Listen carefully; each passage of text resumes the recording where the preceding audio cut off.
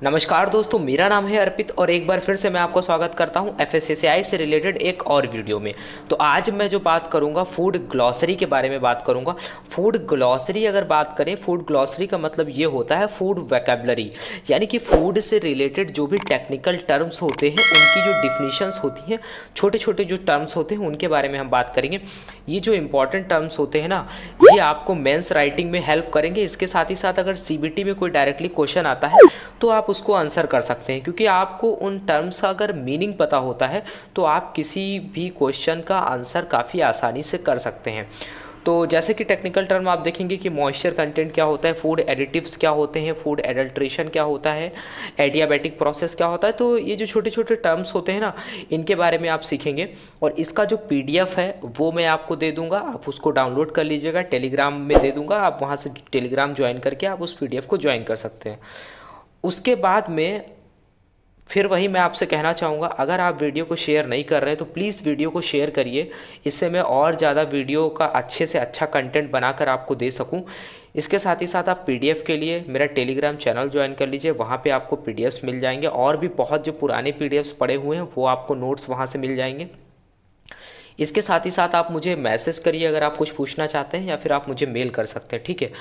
तो चलिए देखते हैं अपने वीडियो में इसमें क्या रहने वाला है। थोड़ा सा मैं आपको ओवरव्यू दूंगा, यहाँ पे एक एक टर्म को डिस्कस नहीं करूँगा, थोड़ा सा मैं डिस्कस करूँगा। उसके बाद में मैं आपको पीडीएफ का लिंक दे दूंगा, आप वहाँ से डाउनलोड कर सकते हैं। तो चलिए देखते हैं कि हमारे इस वीडियो में क्या रहने वाला है। फूड ग्लॉसरी के बारे में तो आप जैसा कि देख पा रहे हैं, यहाँ पे ए से लेकर जेड तक कुछ टेक्निकल टर्म्स हैं जिनको आप थोड़ा सा अगर एक बार देख भी लेते हैं तो आपको काफ़ी ज़्यादा हेल्प मिलेगी। आप अगर मेंस राइटिंग करते हैं यानी कि रिटन एग्ज़ाम जब लिखेंगे तो वहाँ पे भी हेल्प मिलेगी, क्योंकि आप जब एक आंसर लिखते हैं ना, तो अगर वहाँ पे आप फूड एडिटिव्स को यूज़ करते हैं तो आप वहाँ पे ये नहीं लिखेंगे कि हम फूड की क्वालिटी को इन्हेंस करने के लिए उसमें हम एक केमिकल का यूज़ कर सकते हैं, ये कर सकते हैं। आप सीधे लिखिए कि हम फूड एडिटिव्स का यूज़ करते हैं।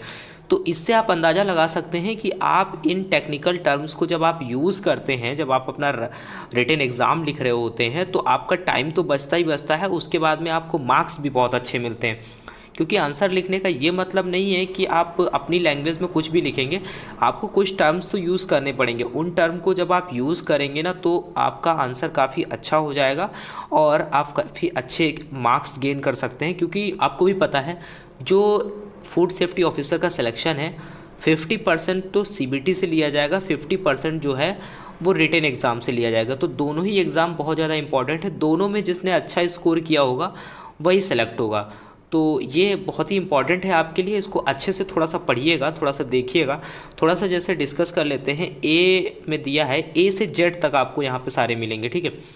दिया है एब्जॉर्प्शन। एब्जॉर्प्शन क्या होता है? Uptake of moisture by dry food. Dry food के थ्रू जो भी मॉइस्चर गेन होता है उसको हम क्या बोलते हैं? एब्जॉर्प्शन बोलते हैं। वैसे यहाँ पे दिया हुआ है ये एसिड फूड के बारे में। एसिड फूड क्या होता है? तो फूड का पीएच अगर 4.6 है या फिर उससे लेस देन है तो वो फूड क्या होगा? वो फूड एसिडिक फूड होगा। उसके बाद में आप देख रहे हैं यहाँ पे दिया है एडिटिव्स के बारे में। फूड एडिटिव्स क्या होते हैं? एडिटिव्स जो होता है वो कोई केमिकल भी हो सकता है, कोई सब्सटेंस या एनी मटेरियल हो सकता है जिसको हम फूड में यूज़ करते हैं उसकी क्वालिटी को इम्प्रूव करने के लिए या फिर उसकी सेल्फ लाइफ को बढ़ाने के लिए यूज़ करते हैं, तो उसको फूड एडिटिव्स बोलते हैं, ठीक है। उसके बाद में जैसे यहाँ पे दिया हुआ है एडियाबेटिक प्रोसेस क्या होता है? Processing in which no heat is added और रिमूव। एक ऐसा प्रोसेस जिसमें ना ही हीट जो है ना ही रिमूव हो रही हो ना ही इन हो रही हो, उस प्रोसेस को क्या बोलेंगे? एडियाबेटिक प्रोसेस बोलेंगे। तो छोटे छोटे टर्म्स हैं, इनको आप देख लीजिएगा।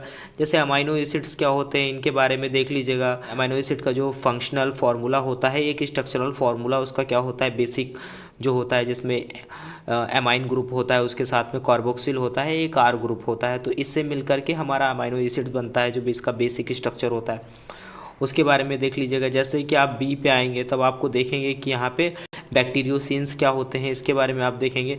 फिर ये बेसाल मेटाबॉलिक रेट क्या होता है जिसको बीएमआर बोलते हैं। तो कभी कभी क्वेश्चन आ जाता है व्हाट इज़ बीएमआर।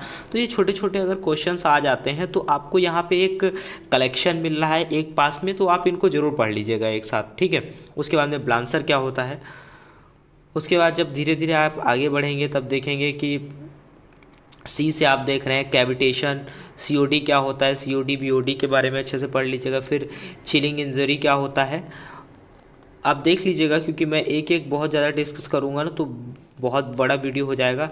कंटामिनेंट्स क्या होते हैं, ठीक है, एक टेक्निकल डिफिनीशंस क्या होती हैं इन सब चीज़ों की, क्रस्ट क्या होता है, उसके बाद में डेंसिटी क्या होता है, डेड फोल्डिंग क्या होता है, उसके बाद में डेराइव्ड लिपिड क्या होते हैं, डिटर्जेंट क्या होते हैं, डिटॉक्सिकेशंस क्या होते हैं, ड्यू पॉइंट क्या होता है, डाइसिंग क्या होता है। तो आपको यहाँ पे कोई भी टर्म छूटेगा नहीं, अगर आप इनको पढ़ लेते हैं तो आपको हेल्प तो मिलेगी। उसके बाद में आप देख लीजिए ड्राई वेट बेसिस क्या होता है, ड्राई बल्ब टेम्परेचर क्या होता है। उसके बाद में आप देखेंगे ईडीटीए क्या होता है। ई कोलाई के बारे में आपने देखा होगा, जो फूड बॉर्न डिजीज़ के लिए बहुत ज़्यादा रिस्पॉन्सिबल होता है। कभी कभी ई कोलाई एक ग्राम निगेटिव बैक्टीरिया होता है। उसके बाद में इलेक्ट्रोपोरेशन क्या होता है, आगे देखेंगे आप इसी तरीके से। एंजाइम इमोबिलाइज्ड क्या होता है, एंजाइम क्या होते हैं, एथेन क्या होता है। उसके साथ में आप देखेंगे कि इवेपोरेटेड मिल्क क्या होता है, एक्सपेलर क्या होता है। छोटे छोटे टर्म्स हैं, बहुत छोटे छोटे, एकदम मिनिमम वर्ड्स पे लिखा गया है, इनको आप अच्छे से पढ़ सकते हैं, कोई प्रॉब्लम नहीं होगी। फिल्टर केक क्या होता है, सॉलिड रिमूव्ड बाय फिल्ट्रेशन। उसके बाद में फिल्ट्रेशन क्या होता है, फ्लैश पॉइंट क्या होता है। इसमें कुछ तो आपको देखेंगे कि ना कई सारे जो टर्म्स हैं एक दूसरे से रिलेटेड है, तो अगर एक पढ़ते हैं तो दूसरा समझ में आता है, दूसरा पढ़ते हैं तो आपको तीसरा अपने आप समझ में आ जाएगा। फूड हाइजीन क्या होता है, फोर्टिफिकेशन क्या होता है। इन सब वर्ड्स को जब आप यूज़ करते हैं ना अपने आंसर में तो बहुत अच्छा हो जाता है आंसर आपका। फॉर्मिंग क्या होता है, फोलिंग क्या होता है, फ्री मॉइस्चर क्या होता है, फ्रीज कंसंट्रेशन क्या होता है, फ्रीएबिलिटी क्या होता है, ठीक है। उसके बाद में आप देखेंगे ऐसे ही एल से देखेंगे आप कितना है। उसके बाद में एम से देखेंगे मास क्या होता है, मैकेनिकल रेफ्रिजरेटर्स क्या होता है। फिर उसके बाद में माइक्रो फिल्ट्रेशन क्या होता है, माइकोटॉक्सिन्स क्या होते हैं, मोल्डर्स क्या होते हैं।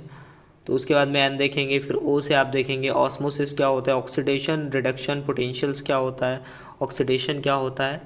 तो ये छोटे छोटे टर्म्स हैं ना, इसमें बहुत सारे आपके कन्फ्यूजन्स भी दूर होंगे। फिर उसके बाद में पॉस्चराइजेशन क्या होता है, अगर पॉस्चराइजेशन की एक टेक्निकल डिफिनीशन से बात करें तो क्या होता है वो आपको यहाँ पे मिलेगा। पीएच क्या होता है, ठीक है। उसके बाद में देखेंगे आप पॉइस क्या होता है, पॉलीमॉर्फिक फैट क्या होता है। उसके बाद में प्रीफॉर्म्स क्या होते हैं। तो देख लीजिएगा आप, बहुत ज़्यादा इंपॉर्टेंट है आपके लिए ये। क्वालिटी एश्योरेंस क्या है, क्वालिटी कंट्रोल क्या है, क्वालिटी मैनेजमेंट, क्वालिटी क्या होता है। क्योंकि अगर मैं एक एक टर्म डिस्कस करूँगा तो शायद मैं सिलेबस नहीं ख़त्म कर पाऊँगा, तो इसलिए आपको मैं दिए दे रहा हूँ, आप इसको डाउनलोड कर लीजिएगा और अच्छे से पढ़ लीजिएगा। उसके बाद कोई प्रॉब्लम होगी, टाइम बचेगा तो हम डिस्कस कर लेंगे। ऐसे देख रहे हैं स्पेसिफिक हीट्स क्या होते हैं, स्पेसिफिक इलेक्ट्रिकल्स क्या होता है, specific heats, specific growth rate, specific heat. फिर क्या है स्फेरिसिटी क्या होता है। फिर आप आगे बढ़ेंगे, थर्मल डेथ टाइम क्या होता है जिसको TDT बोलते हैं। उसके बाद में लास्ट में आप देखेंगे जैसे जोन ऑफ वेरिएशन क्या होता है, जिंक क्या होता है, ज़ीरो टिलेज क्या होता है, ईल्ड क्या होता है। तो ये आपके लिए बहुत बहुत इम्पॉर्टेंट हैं, ये सारे आप अच्छे से देख लीजिएगा। ये आपको मैंने दिखाया है, ए से लगा के जेड तक सारे दिए गए हैं, ठीक है। तो आप इनको पढ़िएगा, उसके बाद में अगर कोई प्रॉब्लम होती है तो आप मुझे बताइएगा। ये आपको टेलीग्राम से मिल जाएगा, आप टेलीग्राम से डाउनलोड कर लीजिएगा और नीचे एक डिस्क्रिप्शन में मैं लिंक दूंगा, वहाँ से डाउनलोड कर लीजिएगा, ठीक है। तो आपने देखा बहुत ज़्यादा नहीं है, तो आप धीरे धीरे इनको अगर अभी से पढ़ते रहेंगे तो आपकी हैबिट हो जाएगी और याद हो जाएगा अपने आप ही धीरे धीरे। तो बहुत ज़्यादा आपको रटने की ज़रूरत नहीं है, इनको आप पढ़िए, इससे आप एक अच्छा आंसर लिख पाएंगे, ठीक है। तो आगे मिलते हैं हम नेक्स्ट वीडियो में, मैं आपको इसको दे दूंगा, आप इसको डाउनलोड कर लीजिएगा और इसको पढ़िए, ठीक है। ओके।